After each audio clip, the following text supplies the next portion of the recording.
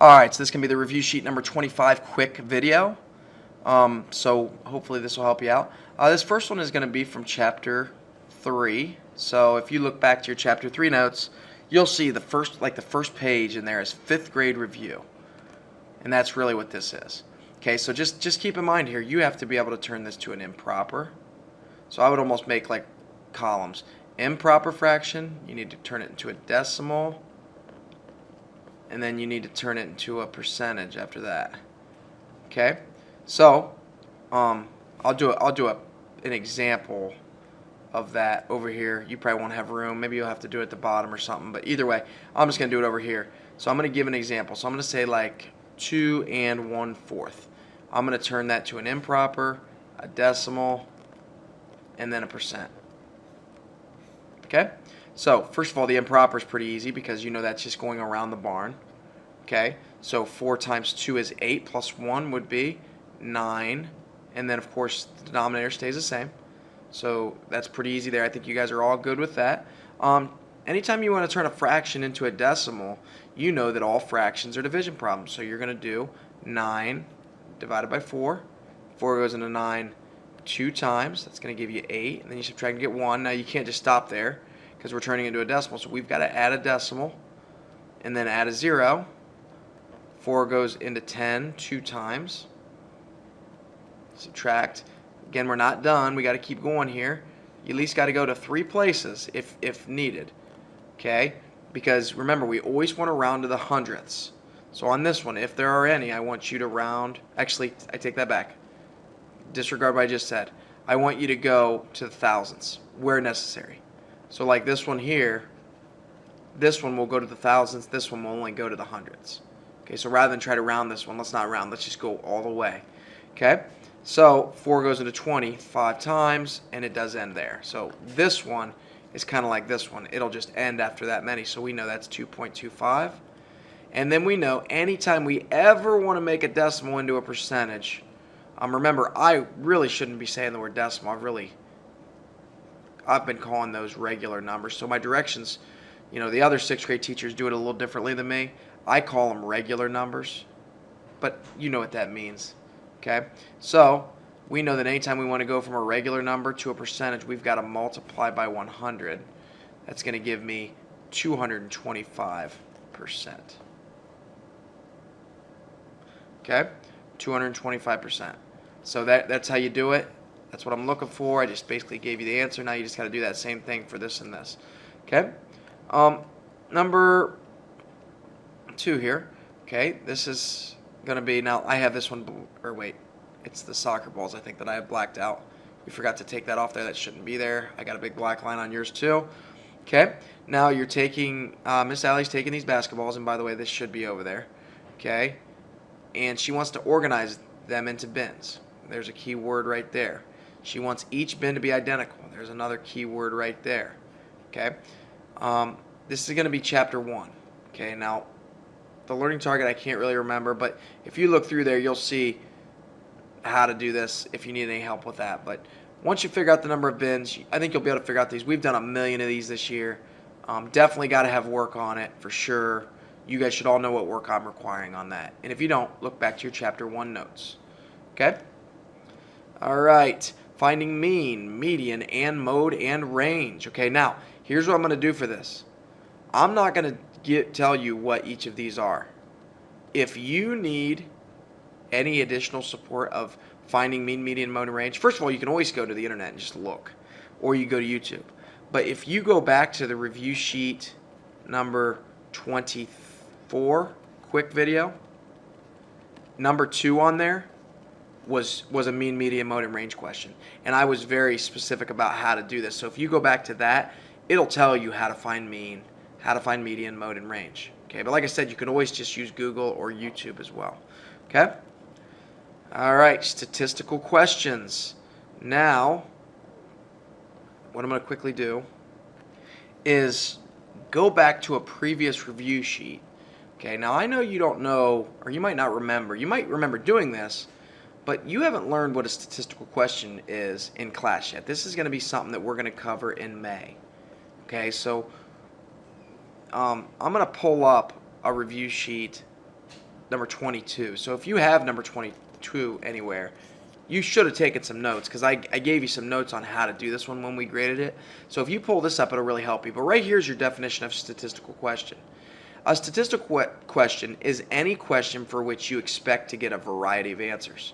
Okay? So when you look at this, you're trying to say, okay, if I say how many cars are in each driveway on your street, okay, that's going to change. You're going to have a lot of different answers. Okay, this house has 2, this house has 4, this house has 3, 5, 7, whatever. You're going to have a bunch of little answers. So yes, that would be a statistical question. Whereas this, if I said how many times did you eat lunch this month, you would say I ate lunch 30 times. Well, is there a variety of answers? No. So that would not be a statistical question. How many pets does each person on your block have? Once again, some might have 2 pets, some might have 4, some might have 3, 5, 7. There are going to be a variety of answers there. Okay. How many cars are in your driveway? Well, again, there are 3 cars in my driveway. There is one answer. And it's not like you can say, well, there might be 3 once and then there might be 2 other times. We're talking about how many cars do you have in your driveway right now? You have 3 cars. There is not a variety of answers. Variety means a bunch of different answers. Okay, how many cell phones were sold this month? If you went to Verizon Wireless and said, how many cell phones were sold? They'd say they have sold, 535 cell phones. Is there going to be a variety of answers? No.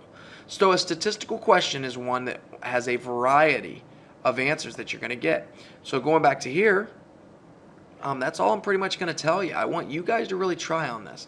And I know I misspelled people right there. Okay, but that's what a statistical question is. It's one that's going to give you a variety of answers, a bunch of numbers that I can get. Then I can find the mean from, the median from, the mode from, stuff like that. Okay? All right, I'm going to leave it at that. So see how you guys do. Okay? Next one, an air hockey table that normally sells for $158.99 is on sale for 75% of the regular price. Now this one I'm going to help you out a little bit on. Okay, this is very, very particular wording that will mess you up, and I don't like this, but it's really not much we can do. It's just one of those things. But some people might read that as 75% off. Okay, they're 2 different things. Okay, this is what it means. If I am paying 75% of the price, well, then that means that the air hockey table must have been 25% off the regular price. Okay? Everybody see that? If I'm paying 75%, then that means that it's 25% off. Whereas if this said the word off right there and it said 75% off, then I would only be paying 25% of the price. Hope you see the difference there. That's kind of confusing. But that's something that you might see in the real world. It's not always going to say 75% off. It might say, no, you only have to pay 75% of the regular price. This is not common. Usually you would see it as 25% off the regular price. So this is going to be from chapter 6, obviously, the percent chapter 6. Okay, so there's 2 ways to calculate it. You know 75% of. You should know right away, if I gave you this right here, you should all know how to do this, period. You should absolutely know how to do that. Okay? So you can do it with a proportion or not with a proportion, I don't care. Or if you wanted to think of it as 25% off, then you would have to still figure out, maybe you use a proportion method. Remember, there were 2 methods you could have done. And it was part to whole equals percent over 100. Okay, and if you know it's 25% off, then the price would be $158.99. Would go there, cross multiply divide. That's just going to give you the amount of off. Well, it wants to know how much, or what would the new cost be. So then you're going to have to do some subtraction after that. So I kind of over-helped you on that one, I think. But I just want you to understand, paying 75% of the cost is the same as paying 25% off the cost. So obviously you need work there, but your work can change depending on how you think of it or how you did it. Okay? All right. Here's some equations. Okay? I obviously need work on these. Got to have work. You guys should all know what work I'm requiring. Chapter 8, LT number 1. I can solve one-step equations. Okay? So you should know right away that you have to draw a line. You have to balance you have to get that variable by itself. Okay? So any help you might need with this one, you need to go ahead and review back to this part in your notes, and it'll come back to you, or your worksheet that we did on it. Okay? All right, number, I think 7. Okay? Okay, definitely going to have work here. It says it right there, but definitely going to have work. Okay? This one is multiplication. You can never multiply or divide mixed numbers, ever. You can never multiply or divide mixed numbers, so you know that first thing that's going to happen on both of those is you're going to have to make them into improper fractions. Now, this one here is going to have to be 2 steps. I'm saying that because I will count it wrong if you do not have 2 steps. Okay? To help you out a little bit, by the way, this is all Chapter 3, so any help, you can look back to your Chapter 3 notes. Step number 1, you would be leaving it as a division. I'm talking about this problem right here. Step number 2, then, you would be converting it to multiplication. So that's the 2 steps. And then, of course, you should remember on step 2 there should be a certain thing you have to do. Okay? And then, obviously, when you're adding and you're subtracting, that's a whole nother. There's something else you have to do for the process to be able to find the answer to those. Okay? So definitely need to work on those. So I would probably, if I were you, find an empty spot on the back or on an extra sheet of paper or something for these, because there's really not enough room there, I don't believe. Okay?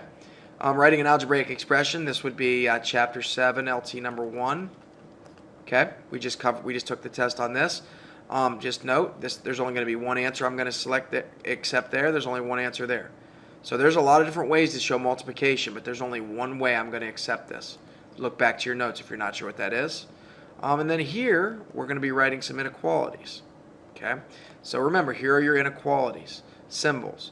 You have the less than symbol. You have the greater than. That's the ones you have the most experience with. Now we're going to be adding on less than or equal to, and we're going to be adding on greater than or equal to. Okay? Now, what you're going to do is you're just going to make up a variable. Maybe you use the variable g because of my name, and then 30, and then you're going to put one of these 4 in between there. And then you're just going to ask yourself, if I can lift at most 30 pounds, so could g be something exact? Is it going to be or equal to? That's the first thing. So can I lift exactly 30? And then you're going to figure out, well, what could I lift? Could I lift 10 pounds? Could I lift 100 pounds? Okay, that's what you've got to be able to read from that. So you're going to put one of those 4. So just think of it as A, B, C, and D. One of those are going in there. Okay? Same with this one. Mr. Edwards scores at least 30 points in every game. So we know we'll just use E, the variable E. You could use any variable you want. And we're talking about 30. So now we have to determine which one of these would go in there if he scores at least 30. So you're going to have to determine, could it be exactly 30 he would be scoring, which would make it one of these. Okay? And then you have to figure out, okay, could he score 40 points? Could he have scored 8 points? Could he have scored 100 points? Okay, so that's where you're going to have to do some thinking on that one. I'm not going to give you any more. I think I've given you enough information, so just do your best with it. Okay? Number 9. Okay, this is Chapter 7, LT number 4. At least these 4 right here are 4. This right here would be learning target number 5. Okay? So any help you might need, go ahead and peek back in your notes on that. And it's pretty fresh, so I don't think there's any issues. So I'm not going to give any more information on that one. It's all in your notes. It's all on your previous test as well. Okay? Right here, you got to convert these. We just did this on review sheet number 24. So if you need any help at all, you can go back to the quick video, review sheet 24 quick video, but you must have a proportion of all these with labels. I'll put prop with labels. You have to have 3 of them since there are 3 questions. Okay, let's go to the back. Okay, here's an old question from a few. We've had this for the last 5 years. I think we've had this on there. Okay, you have to figure out now if you can't read your percents. This one is supposed to be just to right there. So all this is shaded. Sometimes the copier doesn't really do a very good job. Okay, this one is shaded all the way up to there.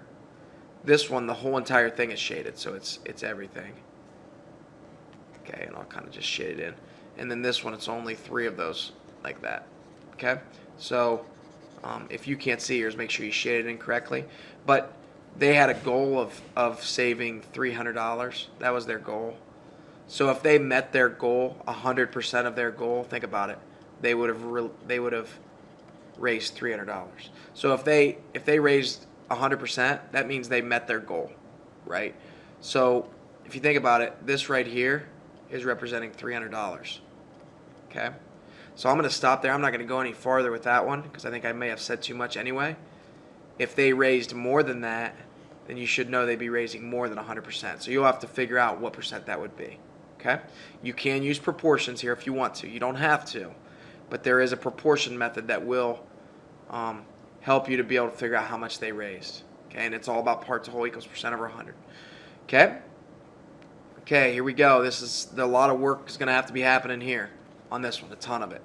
Okay? You could use proportions. That's how I'd want you to do it on this one, but there are other ways. There was 2 ways. This was chapter 6 stuff.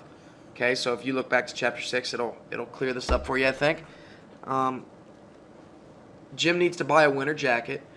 The jacket he wants is on sale for 25% off of $120. So there it uses the word off. So just be careful. Remember, if it's 20% off, that means I'm paying 80% of it. Okay, so just keep that in mind, and that's store A. So how I really want you to do this is you're really going to have it split. You're going to have store A, you're going to have store B. And you're going to have the information for store A here. You're going to have to figure out the new cost of the jacket using those proportions that we talked about, if you want. And most of you do. There is another way you could do it, but I would always say proportions really help to organize all your thoughts. And then that same jacket at store B is 25% off. And people might say, well, obviously, buy it from store B if it's 25% off. But guess what? It's more expensive. Originally, it's more expensive at store B than store A. So you're going to have to figure out the new cost at both of these places. And I will be checking that. That's what I'm really going to be looking for. I'm not just looking for, like if you guys just simply put, oh yeah, I think store A, and your work doesn't match, it's going to be wrong. I'm going to count it wrong. Okay, just understand that right now. Your work, these new costs have to match what I have and what I'm grading it as. Okay? Remember, look back in your notes. It'll break it down how to do any discounts. It's the last learning target in chapter 6. You're basically saying I can calculate discount or markup or tax, or tip. And if you go back into that, it'll show you how to do this one. Okay? Here's one of these percent bars. Okay, it looks a little different. We already had one very similar to this, so I'm going to just let you go on this one a little bit. This is from chapter 6. Okay, we made them look like strip diagrams, remember? So we would have had it like this, and then we just said, okay, this doll represents 40%, so we would have said, okay, I'm going to break them into 5 sections of 20%, okay? 20% in all those, okay? And then you just have to ask yourself, is that 6 dolls, is that representing the whole entire strip, or is it representing just part of it? Okay? Good idea to check with a proportion there. Check with a proportion. Okay? And obviously, this down here is just the answer you're getting up there. Okay? All right. A right rectangular prism is built with cubes. What is the volume in cubic inches? Okay? Just so everybody's aware.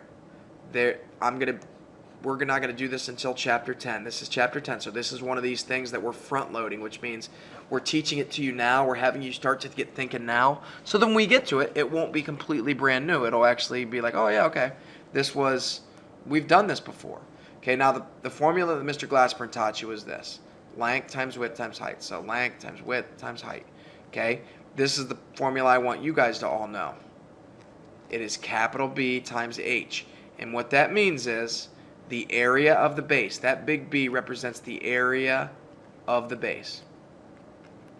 So a rectangular prism has a base shape of a rectangle.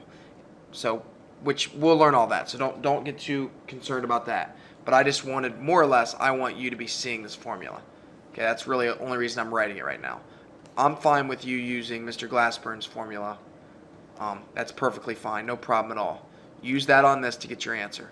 No real work required. Well, actually, yes, there is work required. You have to show them all being multiplied. Okay, so I want to see the work there. Okay, let's go to the back. Okay, here we've done a couple of these. These line plots are what I call dot plots, but I guess it's the same thing. One thing I'm just going to show you real quick. Again, mean, median, mode, and range. You've already done this, but what? And don't forget about A. Don't forget about A. How many students? So don't skip that. This is A. This is B, C, D, and E.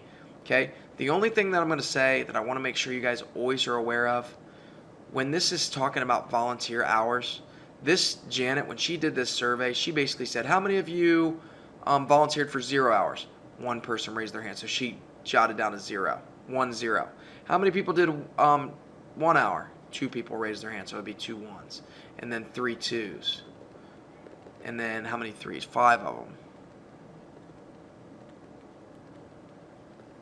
Okay, and then 1 4, 1 5.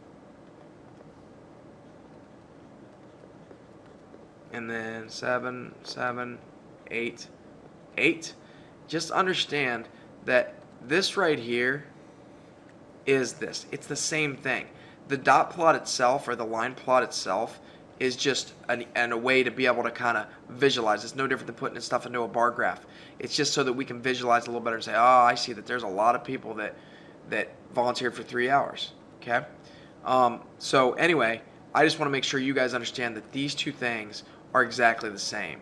But we like to put them into a graph because they're just easier to read. Okay? All right, and last thing here. I know this is getting a little bit longer than usual, but there's a lot of new stuff on here.